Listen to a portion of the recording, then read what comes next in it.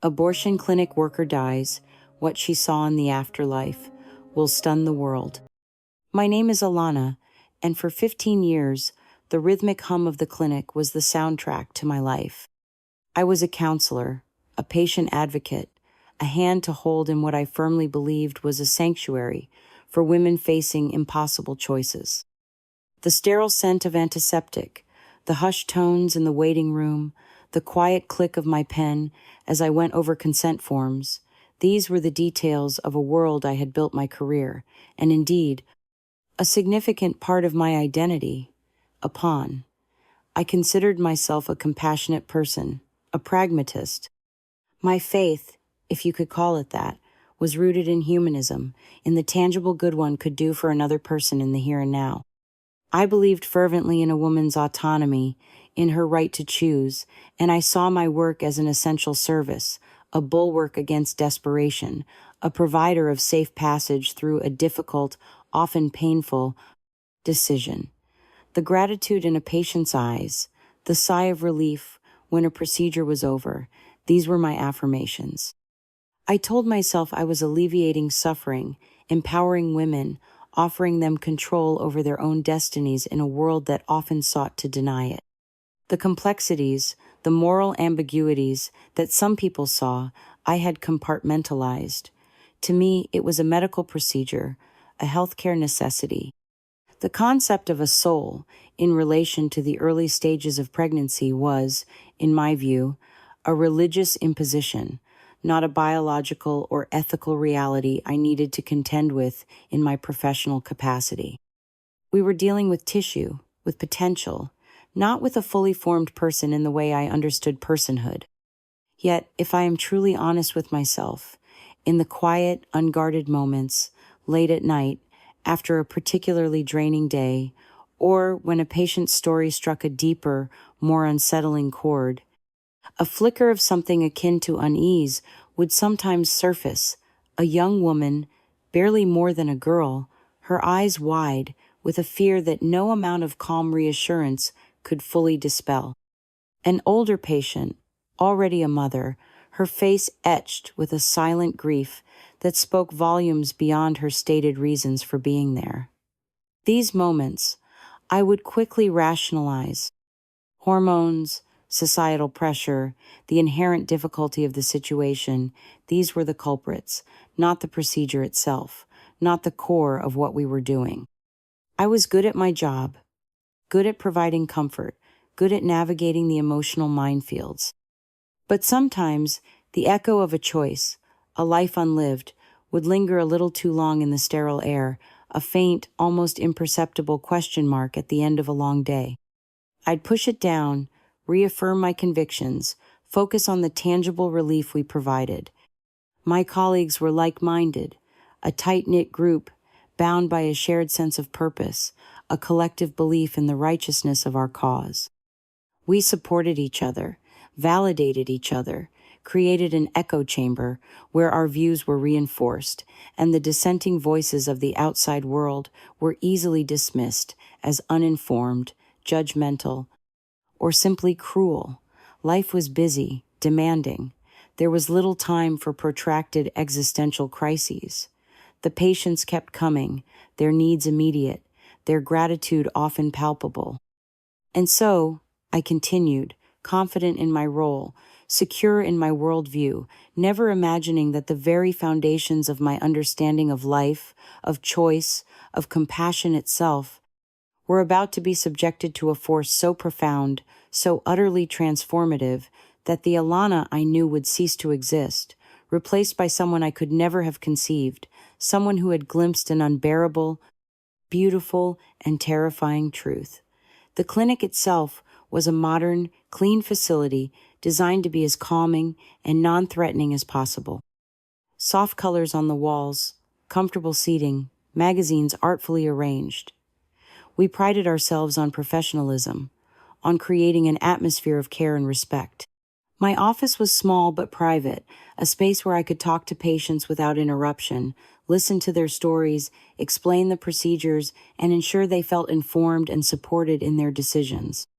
I genuinely believed I was an advocate for their well-being, a guide through a stormy passage.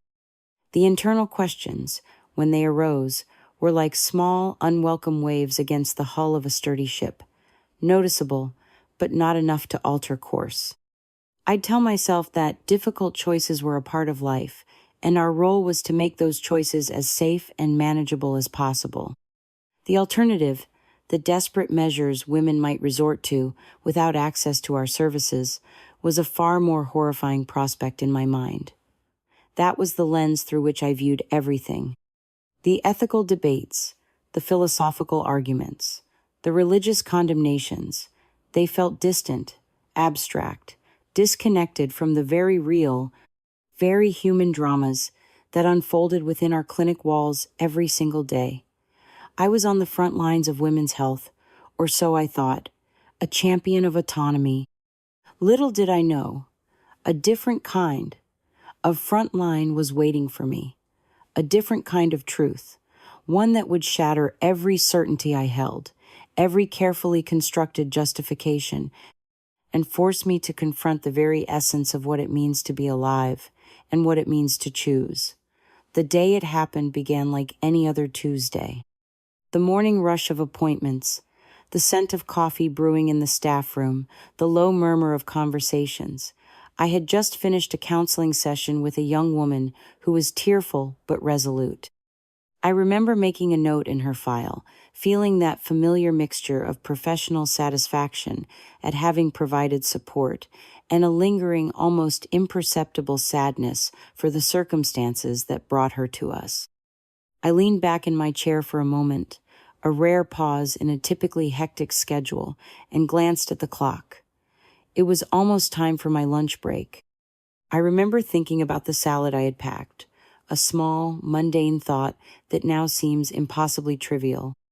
As I stood up, a sudden, sharp pain shot through my chest, so intense, so paralyzing, that it stole my breath. It felt as if an iron band was being tightened around my ribs, crushing the very life out of me. I gasped, my hand flying to my chest, a wave of dizziness washing over me. The room tilted, the familiar objects on my desk, the pen holder, the framed photo of my cat, the stack of pamphlets, blurring into a confusing kaleidoscope of colors. Panic, cold and absolute, seized me. I tried to call out, to scream for help, but no sound escaped my lips. My legs buckled, and I remember the sensation of falling, the hard, unyielding impact of the floor rushing up to meet me. My head struck the corner of my desk, a sickening thud that resonated through my skull, followed by an explosion of white, searing light behind my eyes. Then, darkness. Not a gentle fading, but an abrupt, terrifying plunge into an abyss. There was no pain in that darkness, no thought, no sensation, just a complete and utter void, a cessation of being. It was as if the Alana I knew had been snuffed out like a candle flame in a sudden gust of wind. I don't know how long I remained in that state of non-existence. Time had lost all meaning. But then, slowly, almost imperceptibly, a change began. It wasn't a return to my body. Not yet. It was an awakening of a different kind, a dawning of awareness in a place that was not a place, in a state that was not a state I had ever known. I felt light. Not in the sense of illumination, but in the sense of weightlessness, of being untethered, and with that lightness came a nascent perception. I was no longer in the crushing darkness. I was somewhere else. And then I could see. But what I saw defied all logic, all understanding. I was floating, or so it seemed, near the ceiling of my office. Below me, I saw a scene of frantic activity. My colleagues, their faces etched with horror and disbelief, were gathered around a figure sprawled on the floor. It was a woman, her limbs at an awkward angle, her eyes closed, a trickle of blood matting her hair where her head had struck the desk. It took me a moment that stretched into an eternity of dawning, horrifying realization, to understand that the woman on the floor was me. My body, lifeless. I should have been terrified, consumed by a primal fear of death, but instead, a strange, almost shocking calmness enveloped me. The pain, the panic, the crushing weight in my chest, all gone.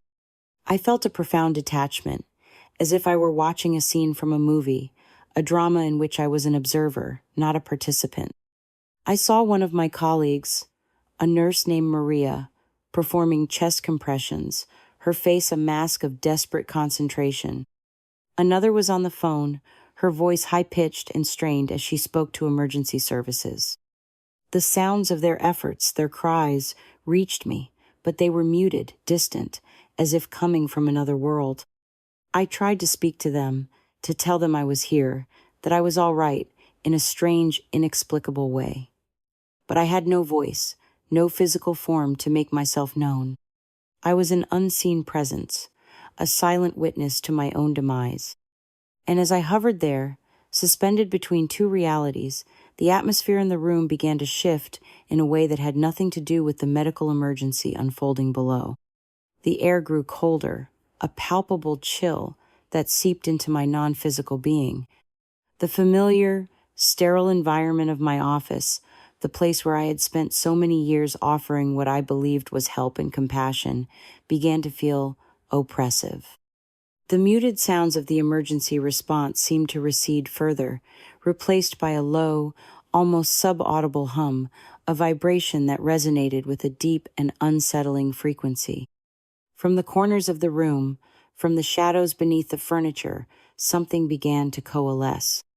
Dark, ill-defined shapes, more like patches of concentrated gloom than solid forms, started to writhe and shift. They were not of the physical world. They felt like emanations of something else, something ancient and deeply, profoundly sorrowful. They seemed drawn to the scene, not to my physical body, but to the spiritual essence of what was happening, to the very work we did in that clinic. A fear unlike any I had ever known, a cold spiritual dread, began to creep into my detached calm. These were not figments of a dying brain. They were real, and their presence was suffused with an almost unbearable weight of grief and accusation.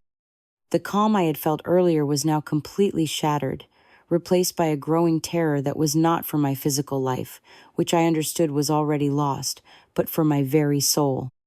These shadowy, sorrowful forms didn't speak in words, but a wave of profound, inarticulate anguish washed over me, emanating from them. It was a chorus of unspoken laments, of potentials unfulfilled, of tiny silent screams that pierced through the veil of my previous understanding. They weren't malevolent in an aggressive sense, not like the demons of fire and brimstone I'd read about in fiction. Instead, they embodied a vast, collective sorrow, a palpable sense of loss that was directly, inextricably linked to the place I had worked, to the choices that were made there every single day. I felt an overwhelming urge to flee, to escape this suffocating miasma of grief, but I was trapped, a disembodied observer caught in a spiritual tableau I had never conceived possible. The carefully constructed walls of my rational, secular worldview crumbled into dust. This was a reality I had denied, ignored, and dismissed, and now it was confronting me with an undeniable, heartbreaking power. The shadows, if they could be called that, seemed to press closer, not threateningly, but with an encompassing sorrow that was almost more unbearable. Each indistinct form felt like a whisper of a life, a ghost of a possibility, a silent testament to what had been ended within those very walls. The air itself felt thick with their unseen tears, with the weight of countless goodbyes that were never said, of welcomes that would never be. My years of counseling women, of believing I was offering a compassionate solution, now felt like a hollow, ignorant charade. What compassion had I truly shown if this was the unseen reality? What choices had I truly facilitated if this was the spiritual consequence? The professional detachment I had cultivated for 15 years, the clinical language I had used to distance myself and my patients from the core of the act, all of it dissolved in the face of this overwhelming spiritual grief. I saw my work not as health care, not as empowerment, but as a participation in a vast, silent tragedy, a severing of connections so profound that their echoes now filled this space with an almost unbearable sorrow. The entities, these sorrowful presences, didn't accuse. Their very existence was the accusation. Their silent grief was a judgment more profound than any spoken condemnation. I felt a crushing weight of responsibility, a dawning, horrified understanding of my complicity. The room, my office, the clinic itself, transformed before my spiritual eyes from a place of care into a charnel house of lost potential, a nexus of profound, unacknowledged mourning. Panic, raw and primal, threatened to consume my disembodied consciousness. Was this my eternity? To be forever suspended in this sea of sorrow, to bear witness to the silent grief I had helped to create? Just as this unbearable realization reached its zenith, just as the last vestiges of my earthly understanding shattered, a change occurred. It began not as a visual phenomenon, but as a subtle shift in the spiritual atmosphere. A single, pure note of sound, impossibly beautiful, seemed to cut through the oppressive chorus of silent lament. And with it, a flicker. A tiny, almost imperceptible spark in the far distance of my awareness, yet it possessed an intensity that was utterly alien to the sorrowful gloom that surrounded me. This spark was not of this place. It was different. It began to grow, slowly at first, then with increasing speed and brilliance, pushing back the oppressive darkness, causing the sorrowful forms to recoil, to dim, as if its very nature was anathema to their grief-stricken existence. The chilling coldness that had permeated my being began to recede, replaced by an encroaching warmth, a warmth that felt like hope, like forgiveness, like a promise of release. This was not the harsh clinical light of the operating room or the fluorescent hum of the clinic corridors. This was a light that was alive, a light that pulsed with an unimaginable love, a light that sang a silent song of peace and homecoming. An incredible, overwhelming sense of relief, so profound it felt like a spiritual exhalation, washed through my essence. The terror, the guilt, the crushing weight of sorrow, all began to dissipate, not forgotten, but overshadowed by the sheer, breathtaking magnificence of this approaching radiance. I felt an irresistible pull, a yearning, a deep, soul-felt magnetism drawing me towards this glorious, beckoning presence, away from the shadows and the silent laments, towards something utterly new, something infinitely pure. The sorrowful forms receded further, their grief-stricken essence diminishing in the face of this expanding, triumphant light. The sounds of the emergency resuscitation, the frantic efforts to save my physical body, faded completely, replaced by the silent, harmonious music of the light itself. It was a transition not through space as I knew it, but through dimensions of being, from a realm of profound spiritual sorrow to one of ineffable, loving brilliance. I did not question it. I did not resist. My entire being yearned for this light, for the peace and love it promised. It was the antithesis of everything I had just witnessed, a divine counterpoint to the tragedy that had been unveiled. As I was drawn into its embrace, I felt a sense of shedding, as if the accumulated weight of my earthly life, my mistakes, my ignorance, was being gently lifted, cleansed by its purifying radiance. The light was all-encompassing, a boundless ocean of warmth and serenity that permeated every fiber of my non-physical being. As I was drawn deeper into its embrace, the last vestiges of the earthly realm, the sorrowful clinic, the memory of my fallen form receded like a distant, fading dream. There was no sense of travel through space, no perception of distance covered, only a continuous, blissful immersion into this radiant, living presence. It wasn't just a visual phenomenon. I could feel it, as if the light itself was composed of pure, unconditional, creative love, seeping into the very core of my essence, healing spiritual wounds, I hadn't even been consciously aware I carried. The peace was absolute, a stillness so profound, so complete, that it quieted every lingering fear, every nascent question, every faint echo of the turmoil and sorrow I had just left behind. It was a peace that surpassed all understanding, a homecoming to a state of being I hadn't known I was missing. Within this incredible, pulsating luminosity, a distinct form began to coalesce, or rather, to emerge from the very heart of the light as if he were its ultimate source and its most perfect, personal expression. It was a figure, recognizably humanoid in shape, yet radiating a divine majesty and a gentle, irresistible power that transcended any possible human description or artistic representation. His features were not sharp or easily defined in earthly terms, as if they were composed of the pure, living light itself, yet they conveyed an infinite intelligence, an unsearchable wisdom, and a boundless, tender compassion that were utterly, overwhelmingly beautiful. His eyes, if they could be so inadequately described, seemed to hold the entire wisdom of the ages, the love of all creation. And as they met my newly awakened spiritual awareness, I felt seen, truly, completely seen, not just my outward actions or my carefully constructed professional exterior, but the deepest, most hidden, most vulnerable parts of my soul. And in that all-encompassing gaze, there was no hint of judgment, no trace of condemnation, only an infinite, unwavering, unconditional love that was more potent, more real, more transformative than anything I had ever experienced or could have possibly imagined in my earthly existence. I had no doubt, not a flicker of uncertainty, not a moment's hesitation about who stood before me. The name, the identity, resonated in the deepest core of my spirit without a single word needing to be spoken. It was him.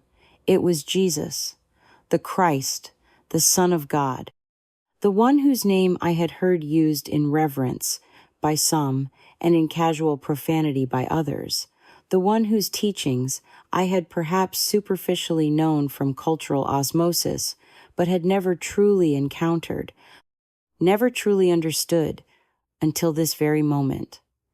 Awe, so profound, so overwhelming, it was almost unbearable, washed over my entire being. I felt an instinctive, irresistible urge to bow, to prostrate myself, not out of cowering fear, but out of an overwhelming sense of reverence, of humility, of utter unworthiness in the face, of such absolute purity, such majestic holiness, such boundless self-giving love.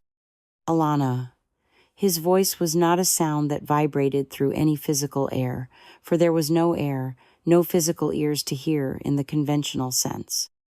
It was a direct, telepathic communication, a clear, resonant knowing that bloomed instantly within my consciousness, more intimate and more impactful than any spoken word could ever be. It was infinitely gentle, yet it carried an undeniable, loving authority that was absolute and unquestionable.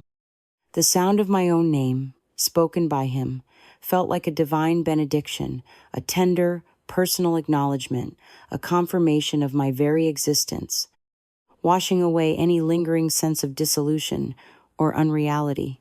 Before I could even begin to formulate a response, a thought, a question, the nature of the experience shifted once more.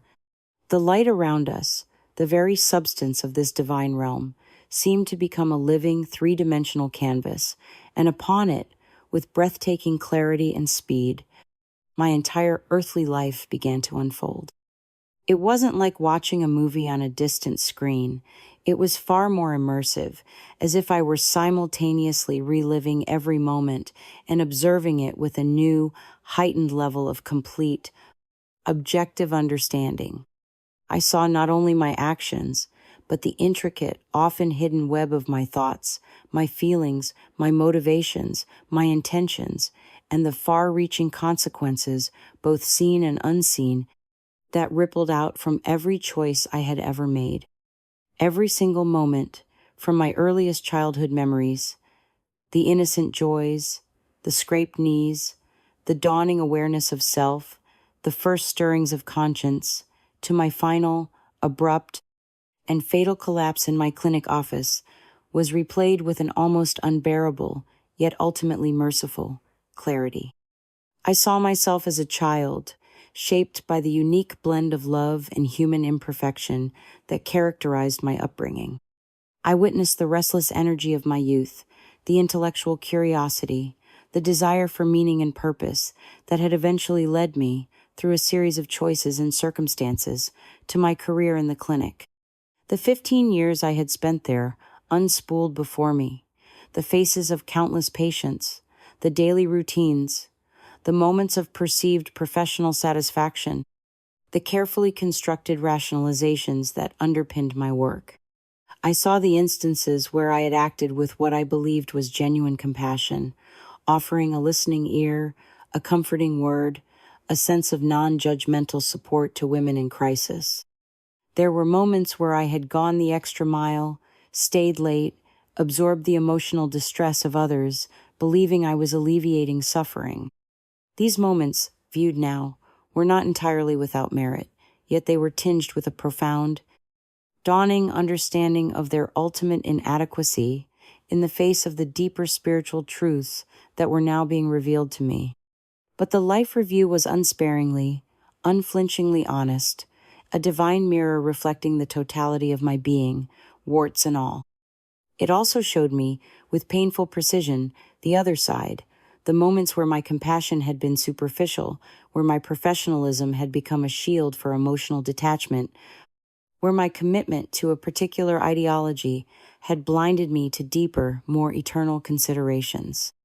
I saw my impatience, my subtle judgments of patients whose life choices differed from my own, the times I had allowed the sterile, clinical environment and the repetitive nature of the work to dull my sensitivity to the profound gravity of what was occurring.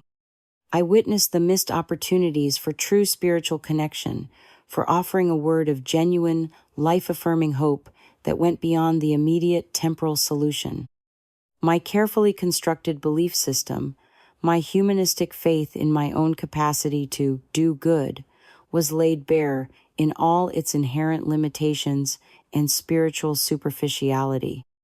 My internal justifications for my work at the clinic, my intellectual arguments about autonomy and choice, all felt like flimsy, self-serving constructs in the brilliant, piercing light of his truth. The focus of this divine review, I understood with growing clarity, was not on condemnation for condemnation's sake. There was no accusatory finger-pointing, no tallying of sins for some future punishment. Instead, it was an exercise in profound, transformative illumination, a divine lesson in cause and effect, in the intricate, unbreakable interconnectedness of all actions and their far-reaching spiritual consequences. The central divine figure, Jesus, remained ever present throughout this panoramic, often painful reliving of my life. His unconditional love, an unwavering, comforting, constant, even as I cringed inwardly at some of the more difficult revelations about my own blindness and shortcomings. It was like being shown a complete, meticulously detailed spiritual inventory of my soul, not for the purpose of shame or eternal judgment in the human sense, but for the sake of profound, liberating, and ultimately redemptive understanding. The review didn't just show my actions. With an almost unbearable intimacy, it allowed me to directly experience the impact of those actions and inactions on others, not just the women I counseled, but also, and this was the most shattering part, the tiny, nascent lives whose potential was extinguished. I felt their silent, unvoiced presence, their lost possibilities, the ripples of their absence in the tapestry of life. And through it all, his loving, compassionate presence was there, a silent, unwavering witness, allowing me to see myself, my life, my work as it truly was, in the pure, unfiltered, and ultimately merciful light of his eternal truth. The life review continued, peeling back layers of self-deception and ingrained ideological habit with a precision that was both surgical and loving, delving deeper not just into my outward actions, but into the very fabric of my core beliefs and the true, often unacknowledged, state of my soul. It was an unsparing yet profoundly compassionate examination, like a divine master physician carefully, tenderly excising all that was diseased, all that was not aligned with eternal love and immutable truth. I saw myself in countless moments of what I now recognized as profound moral compromise, times when the overwhelming pressures of my chosen profession, the pervasive secular worldview I had embraced, and the powerful desire to be seen as compassionate and progressive by my peers had led me to blur lines that, from this divine perspective, were sacred and inviolable. These were not necessarily acts of outright, premeditated malice, as the world might define it, but rather a consistent pattern of looking the other way when confronted with the deeper spiritual implications of my work, of choosing the intellectually expedient and socially acceptable path over the more difficult, spiritually courageous one. I witnessed the subtle, insidious ways the desensitizing environment of the clinic, with its daily routine of ending nascent lives, had gradually, almost imperceptibly, chipped away at my core humanity, hardening my heart to the sacred mystery of life, making me tragically cynical about transcendent values and, at times, dangerously detached from the profound, immeasurable suffering I was, in fact, contributing to, however unintentionally. The review highlighted with painful clarity my interactions with the countless women who had come through our doors. I saw their faces again, etched with fear, confusion, desperation, and sometimes a chilling, misplaced resolve. I saw myself offering them what I had believed was comfort and support, guiding them through the process, ensuring their choice was respected. But now, from this eternal vantage point, I saw that my compassion had often been tragically misdirected. I had focused solely on alleviating their immediate, temporal distress, on facilitating their desire to escape difficult circumstances, without ever truly addressing or even acknowledging the deeper spiritual realities at play, the eternal significance of the life within them, or the potential for long-term spiritual and emotional wounds that such choices might inflict upon them and upon society. His presence beside me was a constant, unwavering source of unutterable love, yet this divine love did not shield me from the acute, searing pain of these realizations.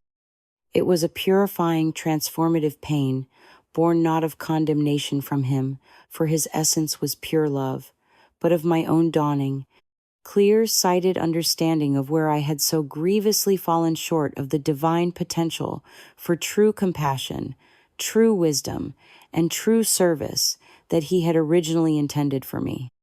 He was showing me the unvarnished, unadulterated truth of my heart, the hidden, unexamined places where fear of societal judgment had masqueraded as progressive thinking, where intellectual pride had presented itself as enlightened reason, or where a deliberately hardened spirit had systematically eclipsed my innate God-given capacity for greater, more encompassing love and profound reverence for all life. Then, the focus of the life review shifted subtly, yet significantly, to my own barren spiritual life, or more accurately, the profound, self-imposed desolation thereof. I saw the countless missed opportunities for deeper connection with him, for genuine spiritual seeking, for moments of prayer that went beyond mere lip service. My perfunctory nods to a vague, impersonal, higher power were revealed for what they were. Empty, meaningless gestures, a way to avoid confronting the deeper hunger of my soul for authentic, transformative communion with the living God. The intellectual arguments I had used to dismiss traditional faith, the sophisticated cynicism I had cultivated as a shield against spiritual vulnerability, all of it now appeared as childish, self-defeating pride, in the face of his overwhelming, loving reality.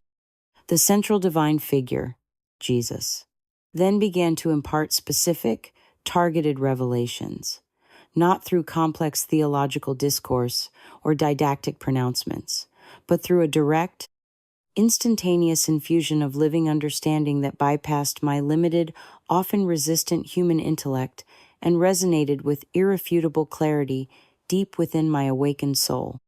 He showed me, with a beauty and simplicity that shattered all my previous complexities, the true nature of authentic faith, not as an intellectual assent to a rigid set of doctrines, nor as a tribal affiliation with a particular religious institution, but as a vibrant, dynamic, moment-to-moment relationship with Him, a continuous, conscious turning of the heart towards infinite love, eternal truth, and boundless compassion. He revealed with piercing, heartbreaking clarity that his primary concern was not with my professional achievements, my social standing, my intellectual prowess, or even my outward displays of secular goodness, but with the fundamental innermost condition of my soul, with the quantum of genuine, selfless love I had managed to cultivate and authentically share with others, and, crucially, with my reverence for the sacred gift of life he had bestowed. Alana. His communication was infinitely gentle, but carried an undeniable and utterly transformative divine weight. The career you pursued with such dedication, the societal values you embraced with such conviction, these were the specific circumstances and ideological currents of your earthly life.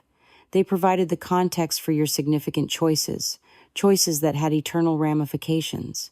But the true, eternally significant battle, the one that truly matters in the grand scheme of existence, was always being waged silently, subtly, within the sacred chamber of your own heart, the constant, moment-to-moment choice between embracing life-affirming love or succumbing to life-denying fear, between cultivating soul-expanding compassion or fostering ego-contracting indifference, between actively seeking my eternal light or passively dwelling in the obscuring, transient shadows of limited human understanding and worldly pride. Visions then began to unfold with breathtaking, almost unbearable lucidity, vividly illustrating these profound spiritual truths. I saw souls, countless souls of the innocents whose earthly journeys had been prematurely ended, not as mere tissue or potential, but as vibrant, individual sparks of divine light, each unique, each infinitely precious, each with a divine purpose and destiny that had been tragically thwarted. I saw them existing in a realm of pure love and peace, yet there was an accompanying sense of profound, cosmic sorrow for what might have been, for the songs unsung, the love unshared, the lessons unlearned on the earthly plane. Conversely, I saw with painful clarity the spiritual state of many who had made or facilitated such choices, often shrouded in a dim, heavy aura of unacknowledged grief, unresolved guilt, and deep spiritual confusion, regardless of their outward composure or worldly success. It was a radical, stunning, and deeply humbling reordering of my entire understanding of value, of worth, of what constitutes true success or failure in the eyes of eternity. The deeply ingrained secular, relativistic values of the world I had known, personal autonomy above all else, career advancement, societal approval, freedom from inconvenience, all seemed to fade into utter, hollow insignificance when compared to the simple, luminous, eternal truth of cherishing and protecting the sacred gift of every human life from its very inception. He showed me with unequivocal, heartbreaking certainty that every single nascent human soul, from the moment of its conception, was infinitely precious to him, a unique, unrepeatable thought of God, endowed with an eternal spirit and a divine destiny. This was a particularly staggering, paradigm-shattering, and deeply convicting revelation for me, a former abortion clinic worker, a woman who had for years intellectually justified and emotionally distanced herself from the profound spiritual reality of her daily work. The core teaching of choosing life, a concept I had previously dismissed as a simplistic, judgmental slogan of the religious right, suddenly resonated with a profound, undeniable, spiritual logic, rooted not in condemnation, but in an overwhelming affirmation of God's infinite love for every soul he creates. It wasn't about condemning the women who made these desperate choices, he clarified, for his compassion for them was also boundless, understanding as he did the immense pressures, fears, and deceptions they often faced. Rather, it was about illuminating the sacred, often hidden truth of the unborn child's intrinsic worth and eternal significance. The life review, I understood with every fiber of my transformed being, wasn't a judgment in the punitive, retributive human sense of the word. It was far more akin to a divine, loving intervention, a merciful, honest, and meticulously thorough spiritual assessment designed to facilitate profound soul growth, genuine repentance, lasting healing, and ultimate, joyful understanding of his ways. The overwhelming regret and sorrow I felt were not imposed upon me by him as a punishment. They arose naturally, spontaneously, irresistibly from my own newfound piercing clarity, from vividly seeing the vast tragic chasm between what I had been in my earthly ignorance and spiritual blindness, and what I could have been, had I lived in closer alignment with his infinite love, his sacred wisdom, and his divine reverence for life.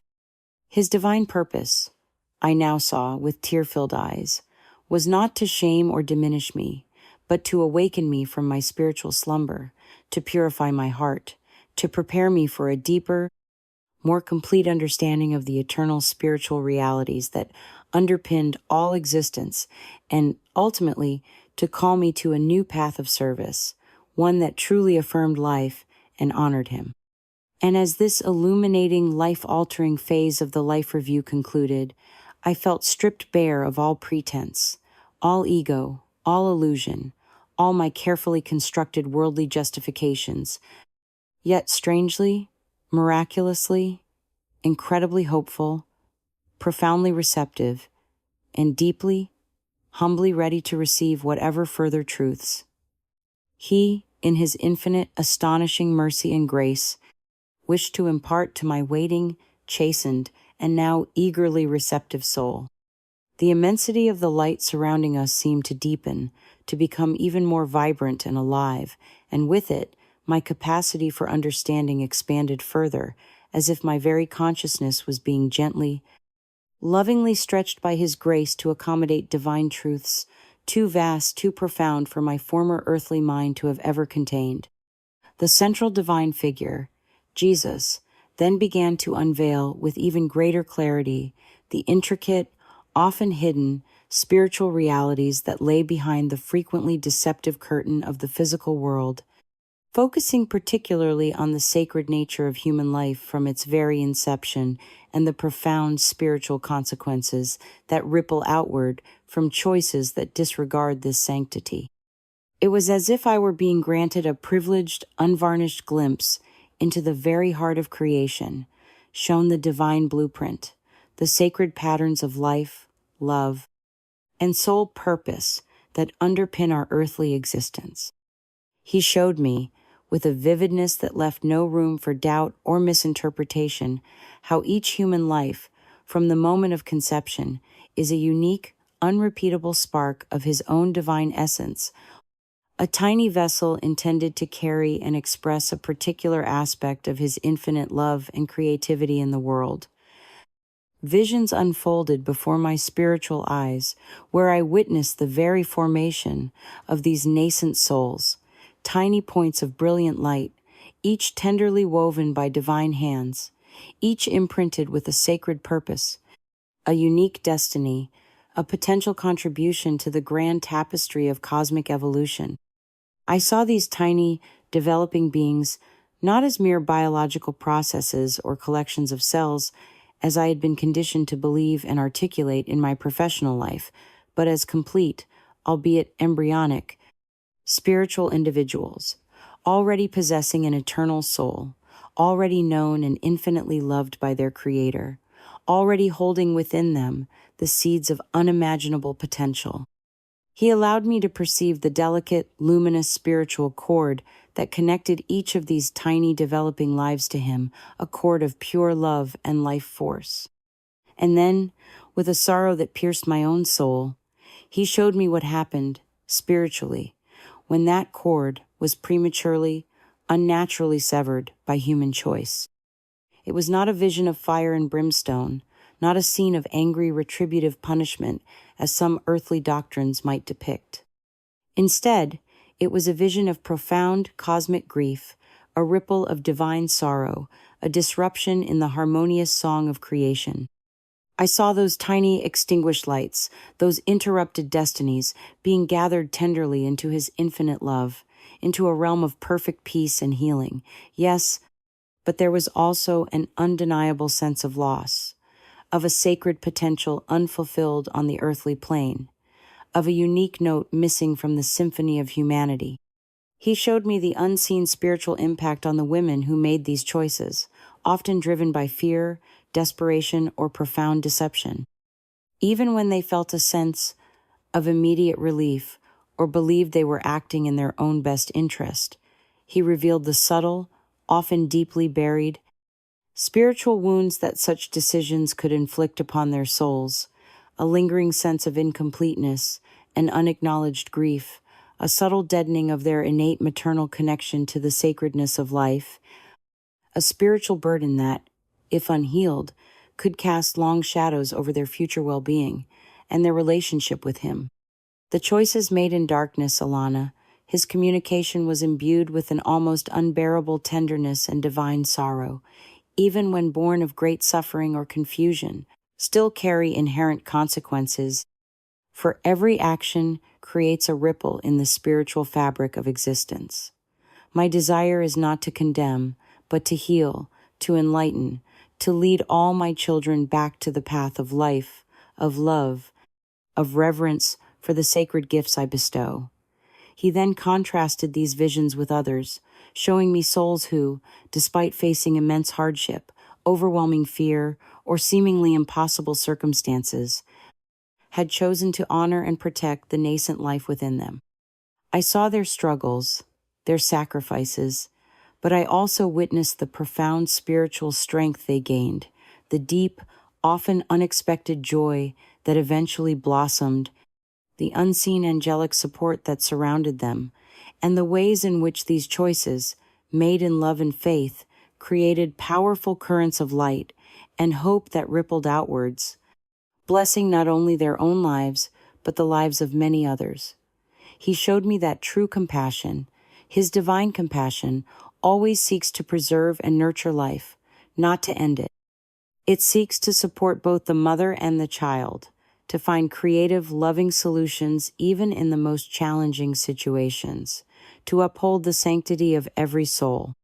This was a staggering, paradigm-shattering revelation for me, as my entire professional life had been built upon a very different, tragically flawed understanding of compassion and choice. He revealed that the pervasive societal narratives that often frame abortion as a simple healthcare choice or a necessary component of women's empowerment are frequently rooted in profound spiritual ignorance, in a tragic disconnection from the deeper truths of our spiritual nature and our interconnectedness with the divine. These narratives, he showed, often serve to obscure the sacred value of the unborn and to desensitize hearts to the profound spiritual loss involved. He was not speaking with anger or judgment towards those who held these views, but with a deep, loving concern, a desire for their awakening to a fuller, more life-affirming truth. The concept of choice, so central to my former worldview, was being completely recontextualized. Yes, he affirmed, free will is a sacred gift, but it is a gift intended to be used in alignment with divine love and divine law, not as a license to disregard the sanctity of another soul's existence. True freedom, he showed me, is found not in the unrestricted ability to follow every impulse or desire, but in joyfully choosing to align one's will with his will, which is always for life, for love, for flourishing. This understanding was both profoundly challenging and incredibly liberating. Challenging because it called into question the very foundations of my former life and work. Liberating because it offered a path towards genuine healing, authentic compassion, and a renewed sense of sacred purpose, one that was in harmony with the deepest truths of existence. My previous notions of helping women were being stretched, purified, and fundamentally reoriented. It wasn't that the desire to help was wrong, but that the methods and the underlying understanding had been tragically flawed, disconnected from the spiritual realities. He was now so lovingly, so patiently, unveiling to my astonished soul, the only true help, he showed me, the only true empowerment, comes from aligning oneself with the sacred, life-affirming principles of his kingdom. As these profound, life-altering revelations about the sanctity of life and the spiritual consequences of choices settled ever more deeply within my transformed consciousness, I felt an overwhelming, burning desire to understand what this meant for me personally, for my past actions, and for any future he might still intend for me. The weight of my former life, the 15 years spent working in the clinic, pressed upon me with a new, almost unbearable clarity. Yet it was a clarity infused not with hopeless despair, but with a nascent, fragile hope for redemption and a new beginning. The dialogue with the central divine figure, Jesus, became even more direct, more intensely personal, as I, Alana, the former clinic counselor, struggled to assimilate the sheer vastness and the radical life-shattering implications of what I was being shown and taught with such unwavering love. Lord, the word, once perhaps a mere intellectual concept or a term used by others, now sprang from the deepest core of my being, laden with awe, repentance, and a desperate yearning for his guidance. What of me? After all that I have done, all that I have participated in, is there any hope? Can there be forgiveness for such profound blindness, such deep complicity in what you have shown me to be a tragedy against life itself? His response was not a verbal reassurance in the human sense, but an instantaneous, overwhelming flood of pure, unconditional love and divine mercy that washed over my entire spiritual being, cleansing, healing, and uplifting me in a way that words can barely begin to describe. It was a love that knew everything about me, every flawed thought, every mistaken action, every hidden justification, and yet loved me still, loved me completely, loved me with an intensity that melted away all fear, all shame, all sense of condemnation. Alana, my beloved child. His communication was an embrace of pure light, a symphony of grace. My forgiveness is infinite, boundless, ever present for all who turn to me with a sincere and repentant heart. It is not your past actions that define you in my eyes, but the present state of your heart and your willingness to embrace truth and to walk in my ways from this moment forward. The sorrow you feel is a sacred gift, a sign of your awakening soul, a gateway to profound healing and true transformation. Do not let it crush you. Let it purify you. Let it become the fertile ground from which a new life of service, dedicated to truth and to the affirmation of life, can now blossom. He showed me then, with divine clarity, that his purpose in revealing these difficult truths to me was not to cast me into despair or to condemn me for my past, but to awaken me, to redeem me, and to equip me for a new and entirely different kind of service. He revealed that the depth of my past error, once truly repented and transformed by his grace, could become a source of profound empathy and a powerful testimony to others who were still lost in similar spiritual darkness or ideological confusion. Those who have been forgiven much, love much, he communicated, the ancient words taking on a new, intensely personal meaning for me. Your journey through darkness, once illuminated by my light, can become a beacon for others who are still wandering, still searching.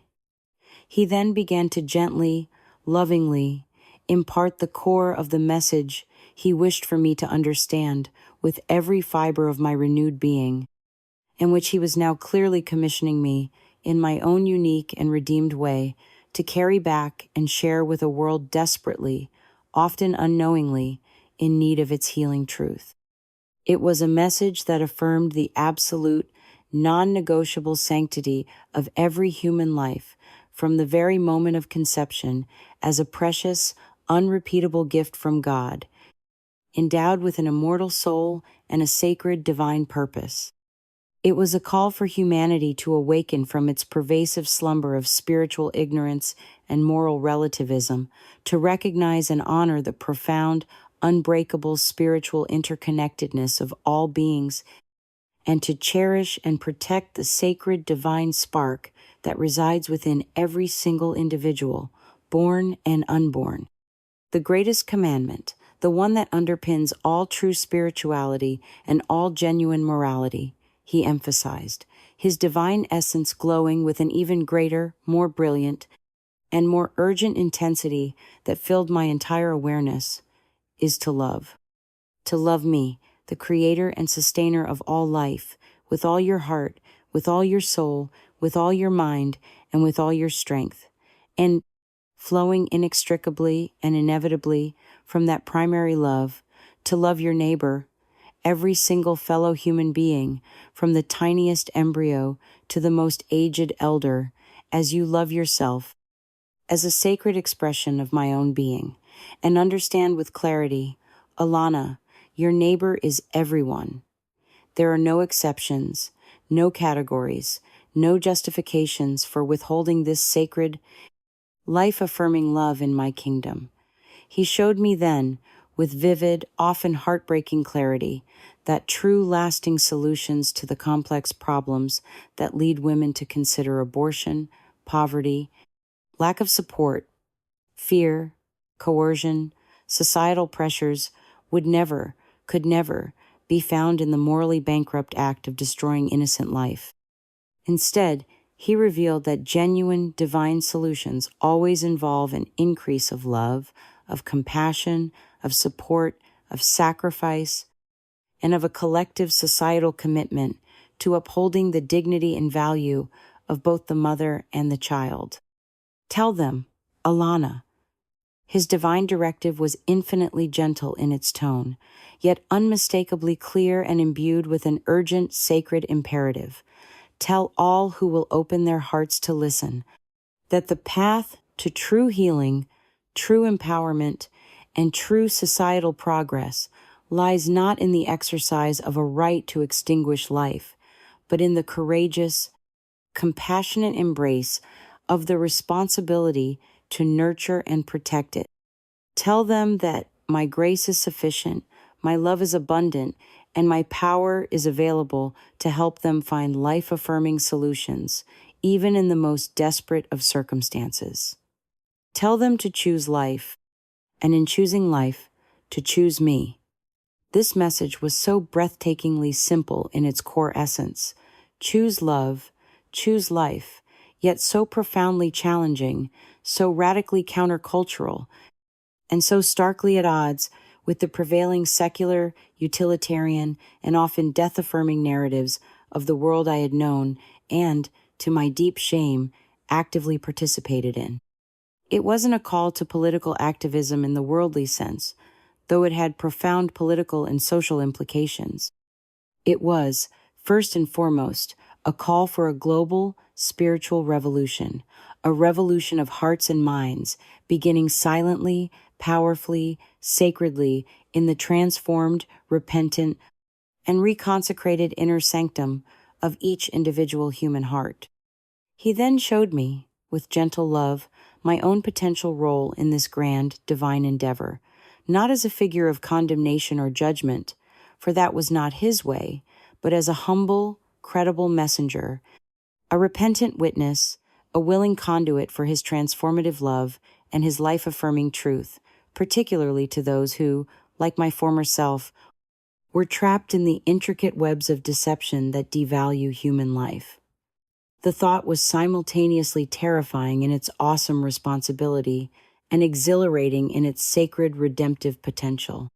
How could I, Alana, the former abortion clinic worker, a soul so recently steeped in such profound spiritual error, presume to speak of such divine truths, such sacred responsibilities?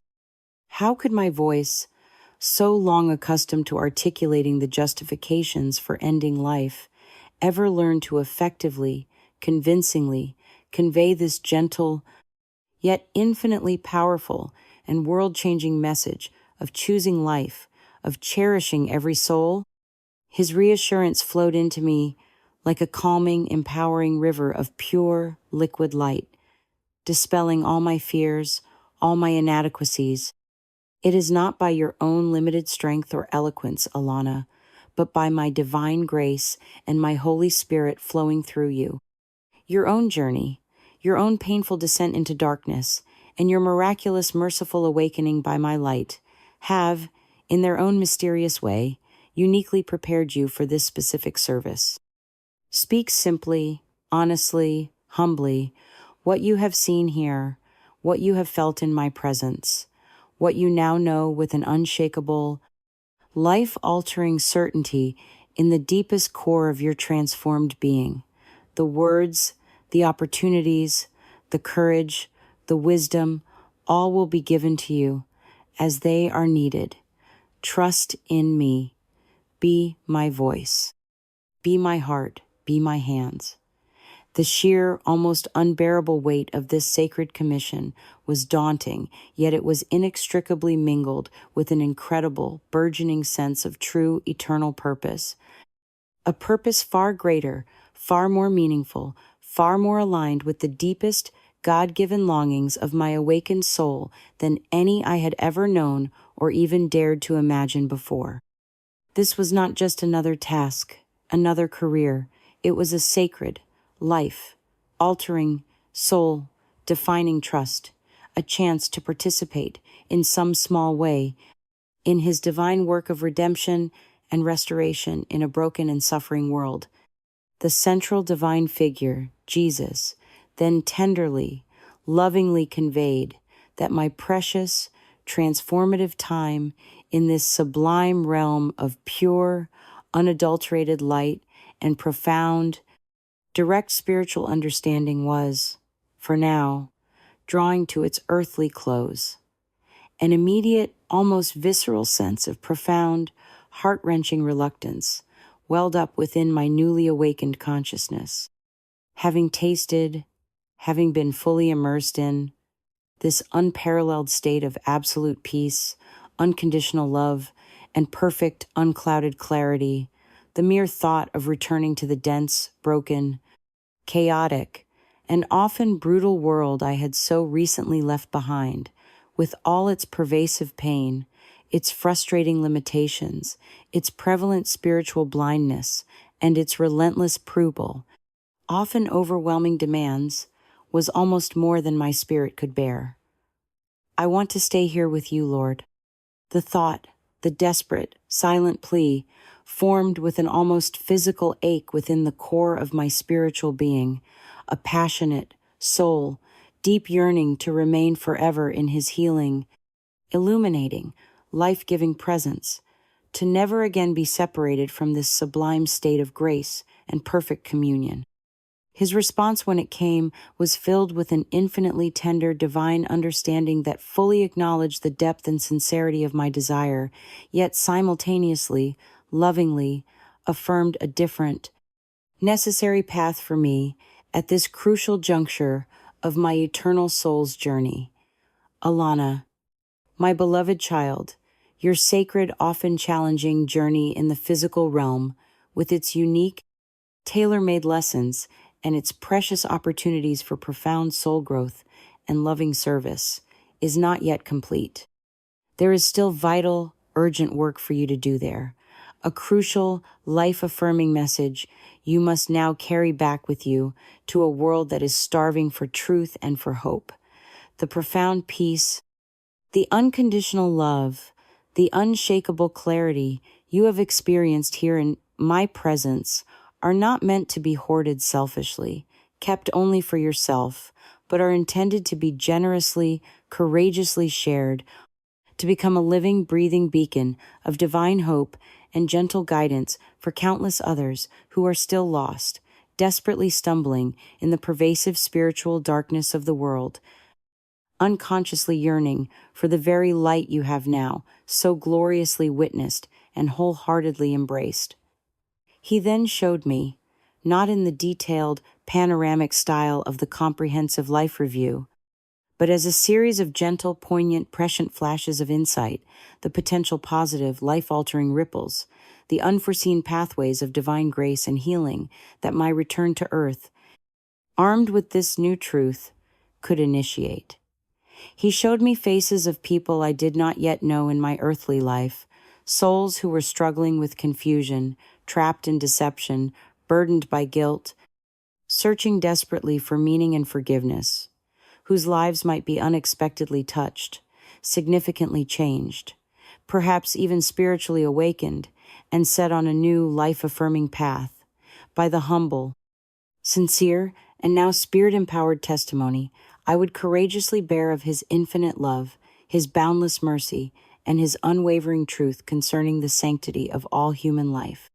He helped me understand, with a clarity that dispelled all doubt, that even a single, seemingly small light, if carried faithfully, humbly, and shared courageously in his name, could dispel an astonishing, disproportionate amount of darkness in the world, far more than one might ever imagine from a limited, purely human perspective.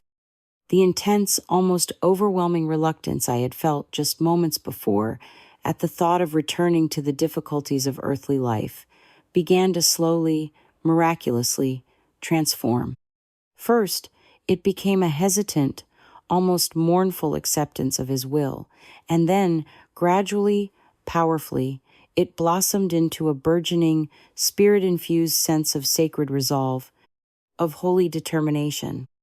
The unique divine mission he was now entrusting specifically to me, I began to realize with growing awe and gratitude, was not a burdensome duty to be stoically endured, but an incredible, unmerited honor, a sacred, redemptive privilege, a direct, personal continuation of service to him on a far higher, more spiritually significant and eternally impactful plane than I could ever have conceived possible in my former life. You will not be alone in this challenging, often daunting endeavor, he assured me with divine conviction, his unconditional love, a tangible, empowering spiritual force that enveloped, strengthened, and sanctified my entire being. I will be with you always, in every step, in every word, in every trial, even unto the very end of the age. When you speak my truth with sincerity, courage, and humility, my Holy Spirit will indeed speak powerfully and effectively through you. The strength you will need for every daunting trial, the divine wisdom for every difficult decision, the precise words for every crucial encounter, the boundless compassion for every wounded soul, all will be abundantly provided to you by me, moment by moment, as they are needed. The path forward, though perhaps initially shrouded in mist, will be made progressively clear, one obedient, faith-filled step at a time. Trust in me. Simply trust in me. Then came the gentle, almost imperceptible, yet inexorable spiritual pull, a palpable sensation of being lovingly, purposefully drawn back, away from the ineffable, luminous heart of the divine light. It wasn't a forceful expulsion or a sudden, jarring banishment, but rather a tender, almost reluctant, divine release, like a loving, reassuring hand, slowly, gently letting go after a long, comforting, life-changing embrace. The overwhelming, immediate brilliance of his manifest presence began to gradually recede from my direct perception, not diminishing in its intrinsic power or eternal glory, but subtly shifting its mode of manifestation within me, becoming less of an external, overwhelming, sensory phenomenon, and more of an internalized, abiding, indwelling light, a sacred flame ignited within the deepest sanctuary of my transformed soul. The profound, soul-saturating peace, the unconditional, all-encompassing love, the unshakable, life-altering clarity, these remained, powerfully, indelibly etched forever into the very fabric of my spiritual DNA, an eternal, sacred imprint that I knew with absolute, joyous certainty would never, ever leave me, no matter what challenges or trials awaited me back on earth. My last conscious perception in that transcendent heavenly realm, as the final diaphanous veils of earthly consciousness began to gently, inexorably descend, was his voice, his knowing, his loving, empowering promise, echoing like a divine celestial symphony within the deepest, most sacred chambers of my renewed, reconsecrated spirit. Go now in peace, my precious daughter Alana, and be an unwavering, courageous, and compassionate bearer of my life-affirming light to a world that so desperately, so profoundly needs it. Remember all that you have learned here, all that you have seen, all that you have felt. Love without limit. Forgive without hesitation. Cherish and protect life without compromise. Serve me by serving my little ones, both born and unborn. For in so doing, you truly serve me, and you will find a joy and a fulfillment that surpasses all earthly understanding. The transition back was not a gentle, peaceful reawakening into earthly life. It was a violent, shocking, almost brutal, jarring collision with the dense, painful, limiting reality of physicality. One moment I was bathed in ineffable, transcendent light and wholly immersed in unconditional divine love. The next, an absolute explosion of agonizing, overwhelming sensation. My chest felt as if it were being simultaneously crushed by an immense, unyielding weight and violently ripped apart from within by some unseen force. A desperate, rasping, tearing gasp, the first agonizing breath of a painful, reluctant rebirth into the material world, tore through my throat, raw, ragged, and excruciating. The world around me erupted in a bewildering, disorienting cacophony of harsh, metallic sounds, urgent, strained, almost panicked shouts, and a blinding, chaotic, flickering artificial light. The frantic, desperate, and almost surreal reality of an emergency room resuscitation attempt in full, urgent progress.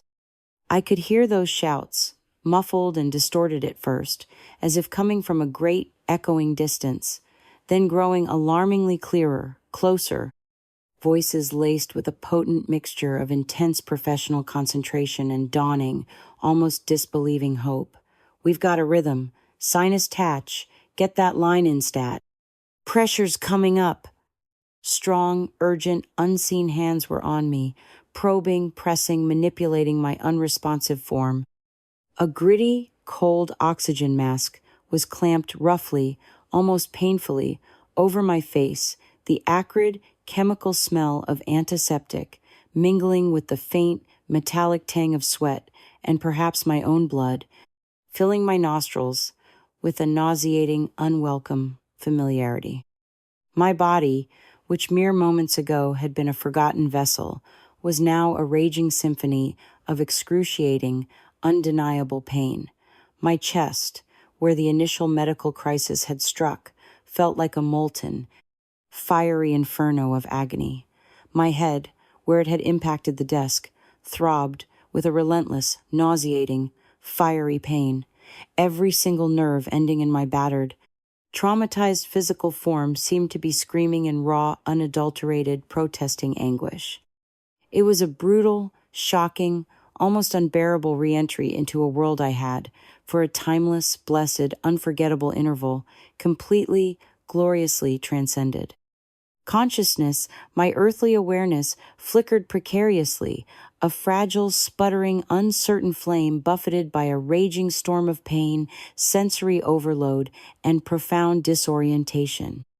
Through vision that swam, blurred, and refused to focus, I saw indistinct, masked faces hovering anxiously above me, doctors, nurses, paramedics, their expressions a tense, unreadable mask of intense professional focus, tinged with a dawning, palpable astonishment that mirrored my own internal, spiritual shock at finding myself back in this dense, painful realm.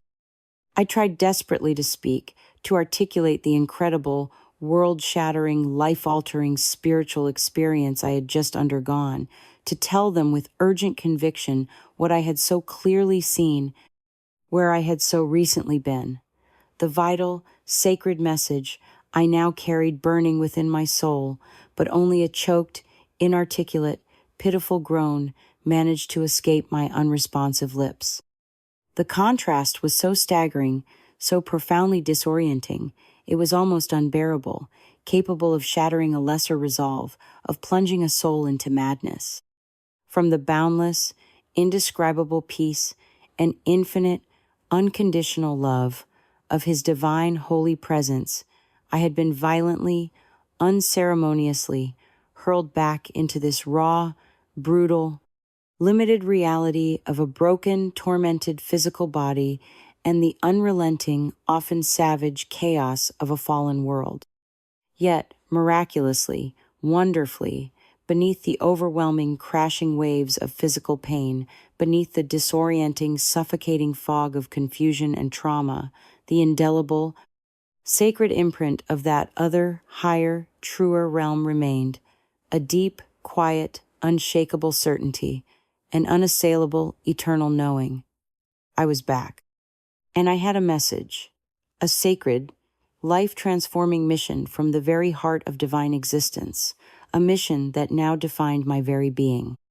The journey from that stark emergency room to the relative quiet of an intensive care unit, and then, after what felt like an eternity of medical procedures, tests, and hushed, worried consultations, to a regular hospital room was a protracted, exhausting blur of searing physical pain, medication-induced cognitive haziness, and fragmented, yet intensely luminous and cherished, memories of the light. My physical body was undeniably broken, a shattered, fragile vessel that had been pushed to its very limits and beyond.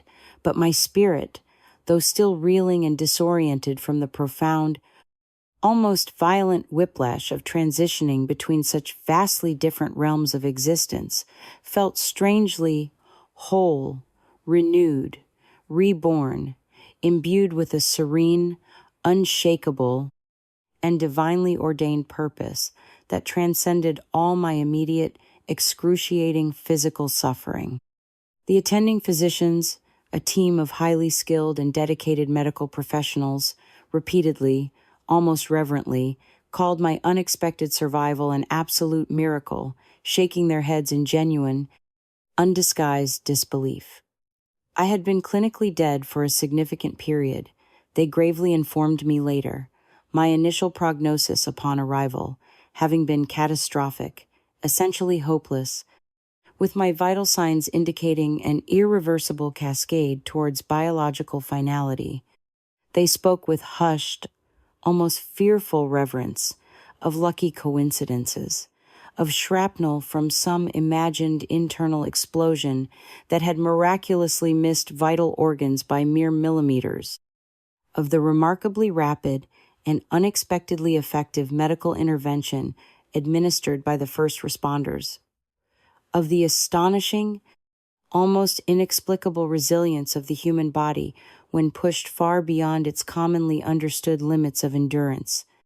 I listened to their detailed scientific explanations with outward politeness, nodded at appropriate intervals, but I knew, with a profound, unshakable certainty that resonated in the deepest, most sacred core of my being, that the true, ultimate explanation for my astonishing return to earthly life lay far beyond the inherently limited grasp of medical science, rooted instead in an act of unimaginable divine mercy, a sovereign act of grace, and a sacred life-altering purpose that I was only just beginning to timidly, humbly comprehend.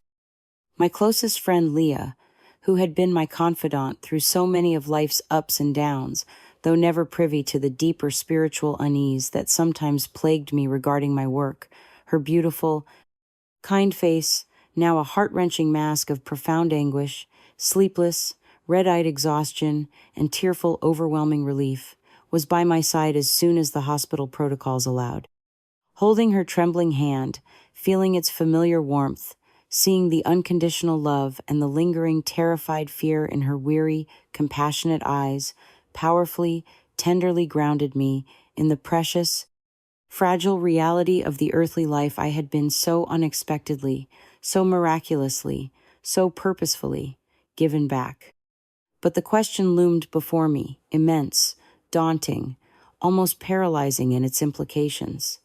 How could I ever begin to adequately, credibly explain to her, or to anyone else for that matter, what had truly, undeniably happened to me during those minutes when my heart had stopped and my brain had registered no activity?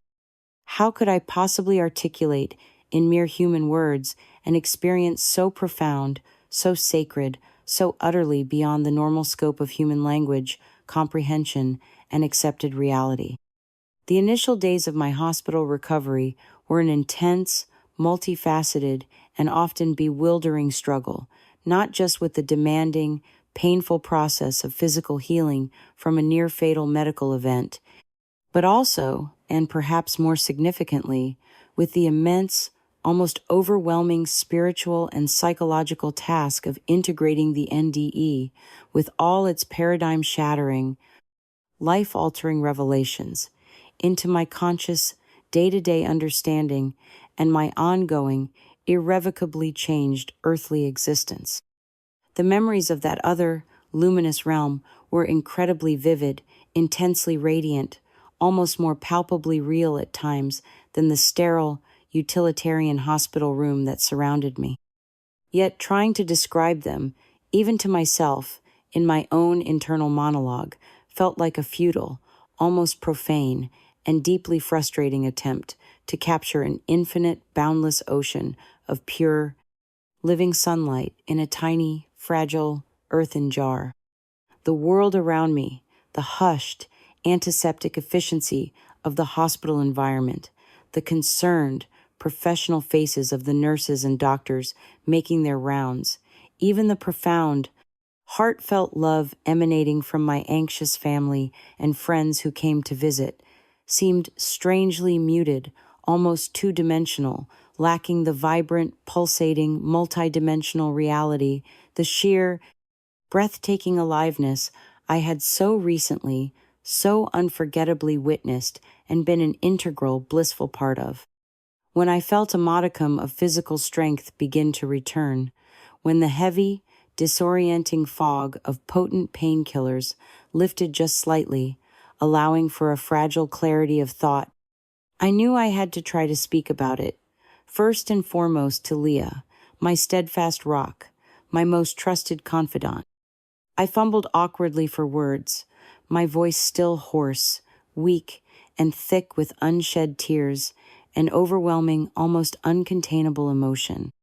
I recounted, haltingly at first, then with growing, albeit trembling, fluency, the terrifying out-of-body experience, the menacing, sorrowful darkness I had initially encountered, the sudden, glorious, life-saving advent of the overwhelming, loving light, the indescribable, transformative encounter with Him, with Jesus Himself, the panoramic, soul-searching, and ultimately merciful life review, and the profound, world-altering revelations He had shared with me about the true, sacred nature of love, the spiritual underpinnings of true compassion, the absolute sanctity of every human life, from its very inception, and the sacred interconnectedness of all living souls. She listened with rapt, unwavering, almost breathless attention, her hand never once leaving mine, her expressive face a complex, shifting tapestry of initial bewilderment, then deepening concern, and finally, a dawning, palpable, almost reverent sense of awe. She didn't once interrupt, didn't dismiss my faltering words as mere delusion, post-traumatic hallucination, or the ramblings of a mind recovering from severe oxygen deprivation. She knew me too well, knew my inherent pragmatism, my previous skepticism towards such accounts. She saw, with her intuitive, loving heart, the profound, undeniable, irrevocable change in my eyes, in the very essence of my demeanor, in the quiet, serene certainty that now radiated from me despite my physical weakness. "Alana," she whispered when I finally fell silent, my voice choked with emotion, her own voice trembling slightly, laced with a mixture of fear and wonder. "Whatever happened to you in there, when you were gone, it was real, wasn't it? I can see it in you. You're different."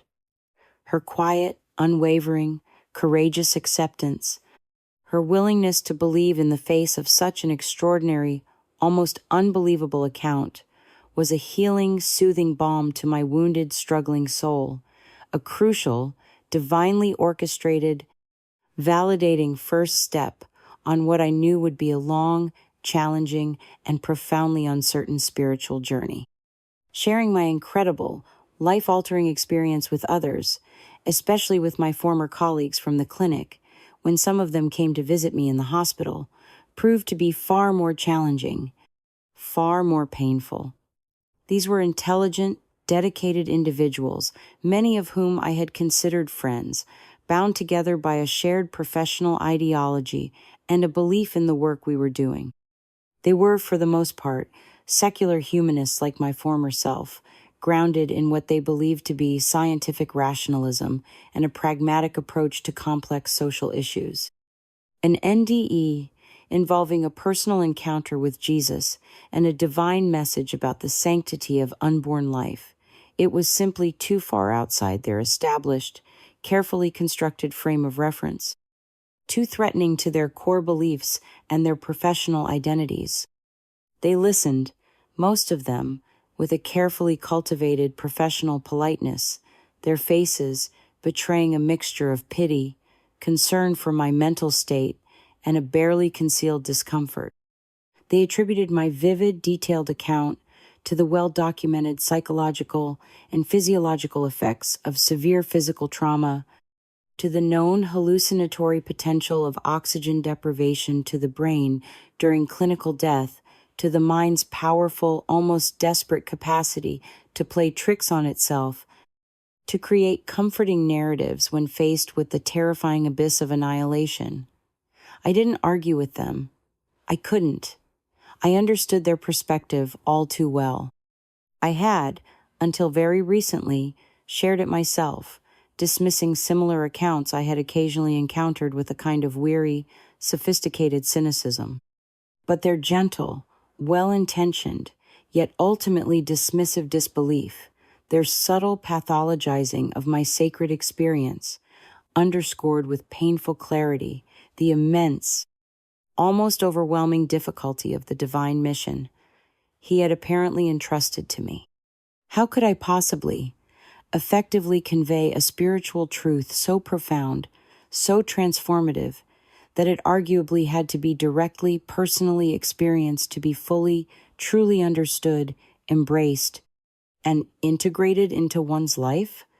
The hospital chaplains I subsequently spoke with, both Protestant and Catholic, were, as one might expect, somewhat more receptive, trained as they were to consider matters of faith, the spirit, and the possibility of divine intervention. Yet, even they, in their own ways, seemed to struggle to fit my intensely personal, powerfully transformative, and somewhat unconventional experience into the neat, pre-established categories and doctrinal frameworks of their respective theological traditions. My encounter had been too direct, too personal, too devoid of intermediaries, too overwhelming in its simple, loving, yet radical implications. My own internal conflict during this period was immense, a seismic, often agonizing shift in the deepest tectonic plates of my identity. My lifelong, carefully constructed persona as Alana, the compassionate counselor, the pragmatic professional, the advocate for women's autonomy, a woman of science and reason, was now being fundamentally challenged, reshaped, and ultimately dismantled by this profound, undeniable, and utterly life-altering spiritual awakening. The once comforting, seemingly clear-cut, secular, and relativistic moral framework that had guided my life and my work for so long was now overlaid, complicated, and ultimately superseded by far more complex, demanding, and eternally significant spiritual truths about divine love, radical forgiveness, the absolute sanctity of all life, and the sacred, indivisible unity of all souls in the eyes of their Creator. How could I possibly reconcile the woman I had been, the work I had so fervently believed in, with the repentant, transformed messenger of divine, life-affirming truth I was now clearly, undeniably called to become? The once strong, almost reflexive desire to return to my work at the clinic, to resume the life I had known, had completely, irrevocably faded. Not out of fear of facing my colleagues, nor out of a loss of professional courage, but out of a profound, irreversible shift in my deepest perspective, my core understanding of reality. The thought of willingly, consciously participating again in the ending of a nascent human life, even with the most compassionate of intentions from a worldly standpoint, now felt utterly abhorrent, a deep, painful violation of the sacred, life-affirming truths I had been so mercifully, so lovingly shown by him. The mission he had entrusted to me, I now understood with every fiber of my being, was of an entirely different, infinitely higher order, a spiritual campaign for the hearts, minds, and souls of humanity, a call to defend and cherish life, not to curtail it. My physical recovery, though often painful and frustratingly slow, continued its arduous path. But with each passing day, as my broken physical body painstakingly mended, my spiritual resolve, my sense of divine purpose, my inner connection to his abiding love and wisdom, strengthened and clarified. I replayed his sacred words, his loving transformative presence, his illuminating, life-altering revelations, over and over again in the quiet sanctuary of my mind and heart, seeking to understand their deepest, most nuanced meaning, to prepare myself spiritually, emotionally, and intellectually for the daunting, yet sacred task that now lay clearly, undeniably before me. The world, when I was finally able to re-engage with it beyond the confines of the hospital walls, seemed fundamentally different, or rather, I now saw it, and everyone in it, with entirely new, spirit-opened eyes. I perceived the hidden, often masked pain and the pervasive, gnawing fear in people's eyes more clearly, more compassionately than ever before. But I also saw, with equal, startling clarity, their immense, often untapped and unconscious, potential for divine love, their deep, often unacknowledged, soul-deep yearning for genuine, healing connection with each other and with their loving Creator. The sacred, life-affirming message he had so graciously given me, the urgent, vital, and ultimately joyful message about laying down the insidious, self-destructive weapons of the heart, about consciously, courageously choosing all-embracing love over constricting fear, boundless compassion over narrow judgment, and about recognizing, honoring, and cherishing our shared, inherent divinity and the sacred gift of every human life, burned within me like a holy, inextinguishable, purifying fire. I knew, with an unshakable, joyous conviction, that transcended all possible doubt, all lingering fear, all worldly opposition, that my life could not, and joyfully would not, ever go back to what it had been before this divine interruption.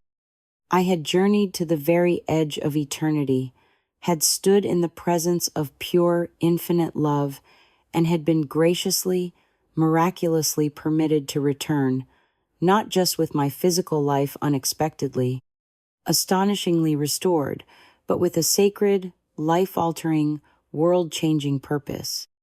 The ongoing daily struggle was no longer primarily about my own physical survival or personal well-being, nor about my professional reputation or societal acceptance, but about how to faithfully, effectively, courageously, and lovingly bear the precious, transformative, life-giving light I had been so mercifully, so undeservedly, so purposefully shown.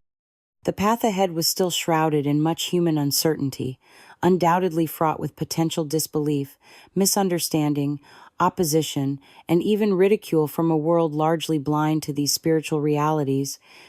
But I was not, and would never again be, truly afraid.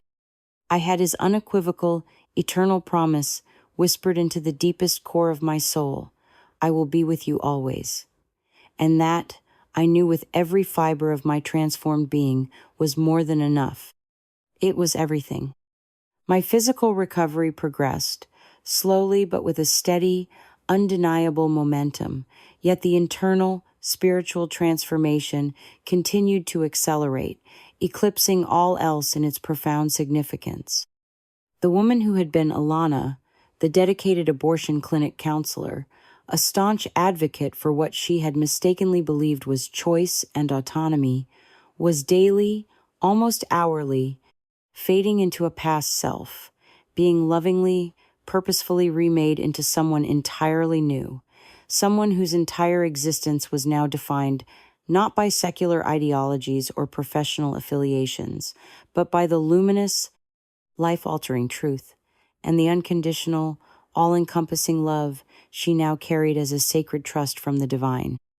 The formal decision to resign from my position at the clinic, to completely sever my ties with that chapter of my life, was not taken lightly, but it was, in the end, an inevitable, almost effortless consequence of my profound spiritual awakening. My former career, my professional identity, the very worldview that had sustained me for 15 years, all of it had been the bedrock of my adult life. But the profound, irreconcilable chasm between the inherent nature of that work, with its daily clinical negation of nascent human life, and the core message of the absolute sanctity of every soul from conception, a message delivered to me with such clarity and love by Jesus himself, was too vast, too fundamental, too sacred to be ignored, rationalized away, or compromised in any manner. How could I, in good conscience, having seen what I had seen, having felt what I had felt, continue to participate in and lend my skills to a system that, however well-intentioned its proponents might believe themselves to be from a purely secular, temporal perspective, was so clearly, from a divine, eternal viewpoint, a tragic, heartbreaking manifestation of spiritual blindness, fear-driven choices, and a profound societal disconnection from the sacredness of life itself? The process of extricating myself was emotionally challenging, certainly. It involved painful, often awkward, conversations with former colleagues and superiors who, for the most part, simply couldn't comprehend the seismic shift that had occurred within me. They offered various diagnoses: post-traumatic stress, religious mania, temporary emotional breakdown. Some were pitying, others subtly condescending, a few openly hostile, feeling perhaps a sense of betrayal or a judgment upon their own life choices.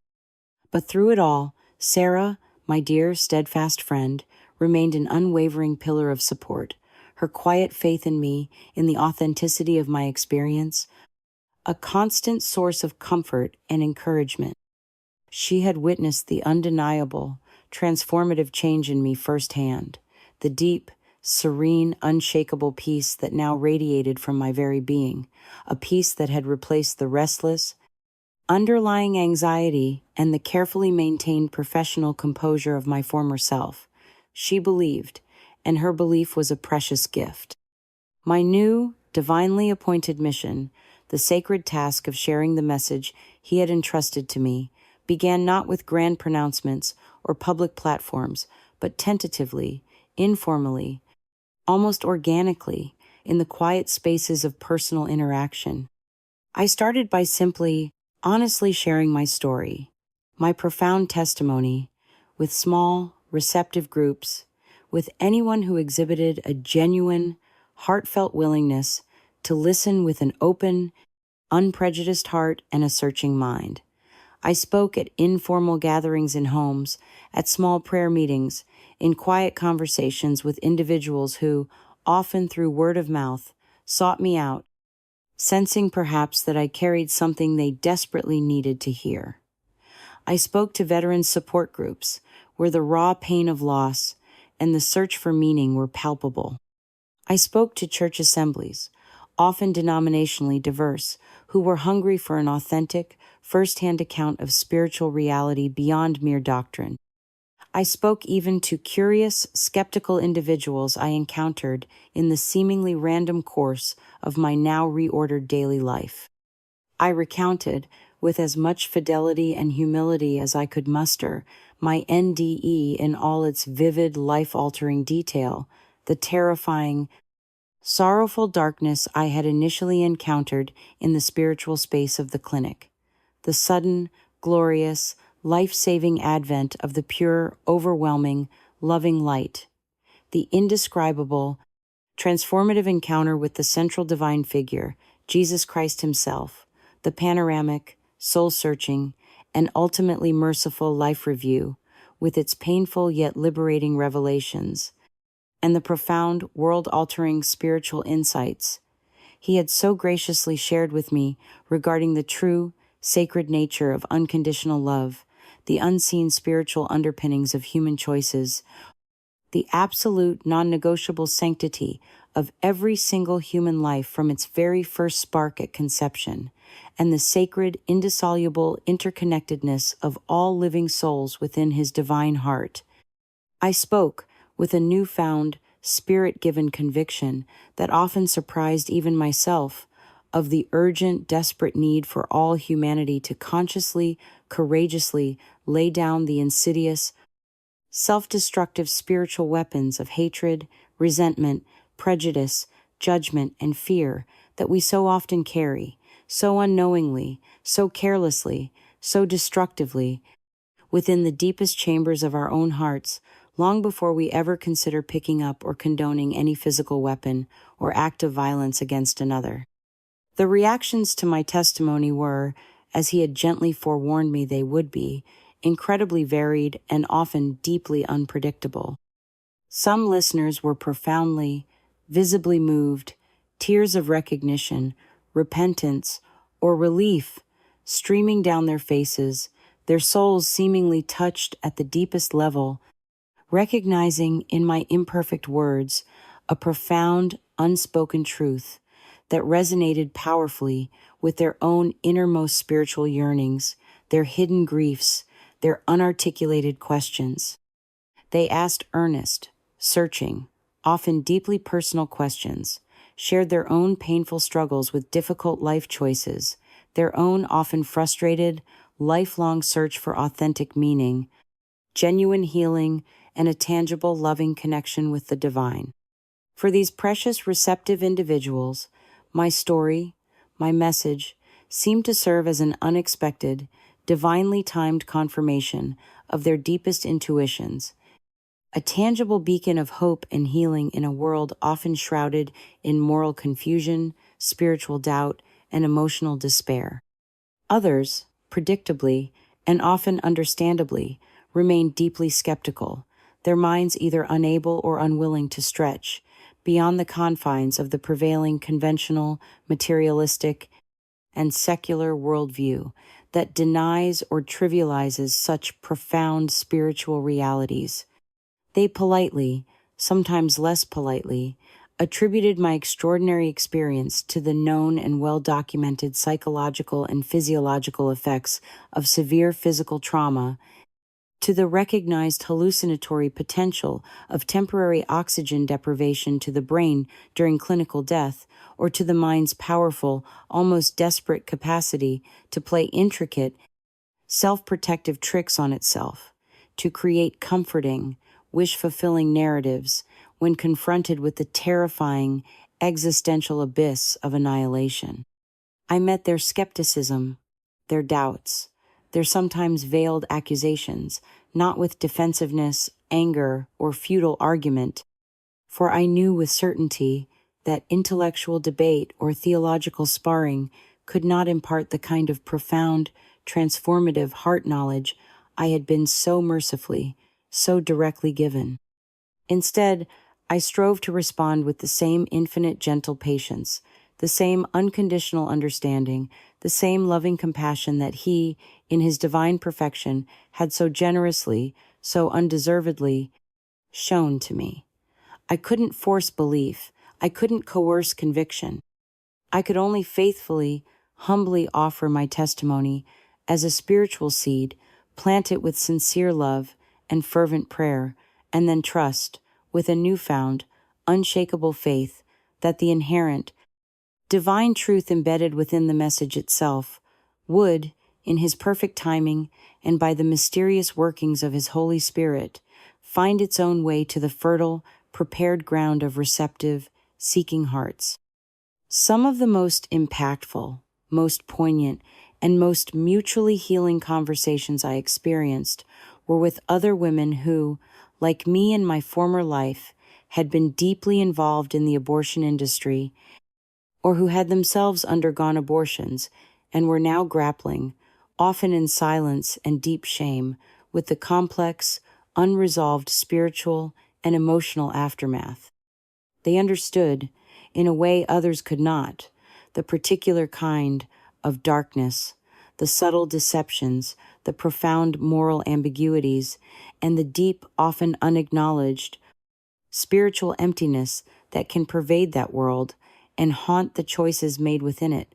For some of these wounded, searching souls, my story, my message of encountering divine love, infinite mercy, and the possibility of profound forgiveness and healing even after such deep involvement in what we now recognized as a tragedy against life, offered a new, unexpected, and profoundly liberating framework for understanding their own traumatic experiences. It offered them a tangible, credible path towards genuine healing, authentic reconciliation, not just with God and with the lost lives they mourned, but crucially, with their own wounded, beloved selves. I certainly didn't possess all the answers to every complex question, nor did I ever pretend to. My own spiritual understanding, though profoundly and irrevocably altered, was still very much a work in progress, a journey of daily, deepening discovery, of learning to walk in this new, brilliant, and often challenging light. But I held fast, with an unshakable, joyous grip, to the luminous, life-giving core of his sacred message. Unconditional love is the ultimate, supreme reality, the most powerful, creative, redemptive, and healing force in the entire cosmos. Radical, transformative forgiveness for ourselves as much as for others is absolutely essential to break the binding chains of past pain, guilt, and bitter resentment, and to open the heart to receive his healing grace. True, lasting peace, the shalom, the divine peace that surpasses all human understanding, begins not in grand, external political gestures or societal reforms, however well-intentioned, but silently, sacredly, powerfully, within the newly consecrated, transformed inner landscape of each individual human heart. Every single human soul, from its first almost imperceptible spark at conception throughout all its earthly journey and into eternity, is infinitely precious, a beloved, unique, unrepeatable child of the divine, sacredly interconnected in a vast, intricate, loving web of spiritual kinship with all that is. I discovered, with ever-increasing clarity and joy, that the most powerful and consistently effective way to convey this transformative, life-affirming message was not through eloquent, polished rhetoric or sophisticated, complex theological argument, but by simply, humbly striving, however imperfectly, day by day, moment by moment, to genuinely embody the very unconditional love, the serene peace, and the boundless compassion I had so overwhelmingly, so undeservedly, so miraculously experienced in his divine presence.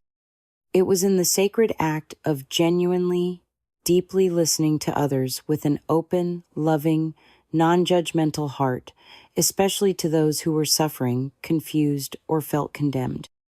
It was in courageously speaking my truth, his truth, with profound honesty, unfeigned humility, and heartfelt vulnerability, without any attachment to the outcome or the reception.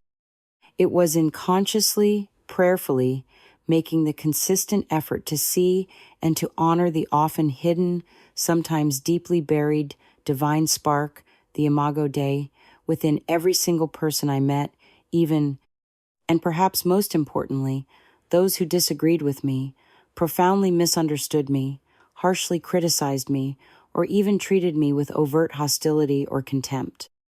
My life, I realized with a profound sense of gratitude and awe, was no longer primarily about fighting for a particular worldly ideology or professional agenda. It was now joyfully, sacredly dedicated to contributing, in whatever small, humble, divinely guided way I could, to the desperately needed growth of divine love, spiritual wisdom, genuine healing, and life-affirming understanding in a deeply fractured, confused, and suffering world. The new battlefield, I understood with crystal clarity, had irrevocably shifted from the sterile, deceptive corridors of the abortion clinic to the often turbulent, challenging, yet ultimately sacred and redeemable landscape of the individual and collective human heart. The mission was infinitely more difficult, infinitely more nuanced, infinitely more demanding of my entire being, yet it was also infinitely more rewarding, infinitely more meaningful, and infinitely more aligned with the deepest, truest God-given longings of my newly awakened and eternally grateful soul. As I continue this unexpected, divinely appointed, and often astonishing journey of faith and testimony, I often recall, with a surge of renewed courage and profound gratitude, his comforting, empowering, and eternally true words. Speak what you have seen, what you have felt, what you now know. The words, the strength, the wisdom will be given to you when they are needed, and they are, consistently, unfailingly, miraculously. Each and every time I summon the courage, relying wholly on his grace, to share my story, to bear witness to the life-transforming truth he so lovingly, so patiently revealed to me. I feel his unmistakable, palpable presence, a quiet, inner strength, a gentle, loving guidance, a profound, unshakable confirmation that I am not, and never will be, alone in this sacred, urgent endeavor. The once crippling fear of worldly ridicule, of societal rejection, of professional ostracism, of misunderstanding from loved ones, has largely, wonderfully faded, replaced by an urgent, burning, spirit-infused desire to share the boundless hope, the profound healing, and the transformative, unconditional love that I was so freely, so undeservedly, so miraculously, so purposefully given.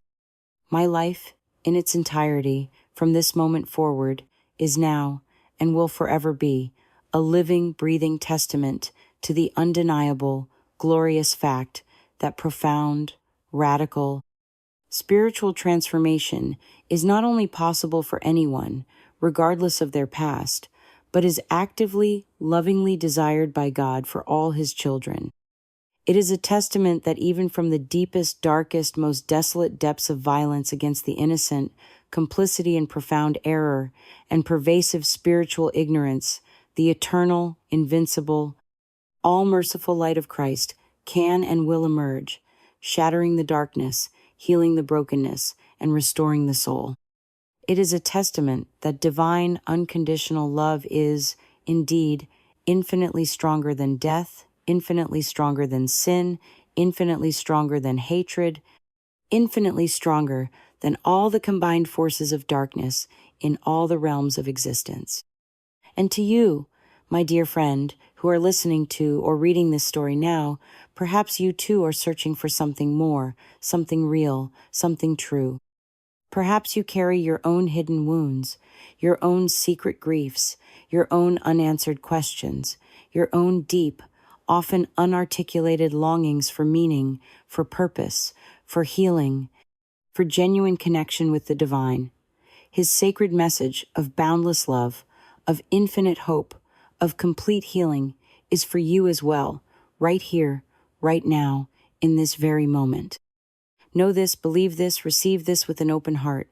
You are loved by God unconditionally, infinitely, eternally, just as you are, right where you are.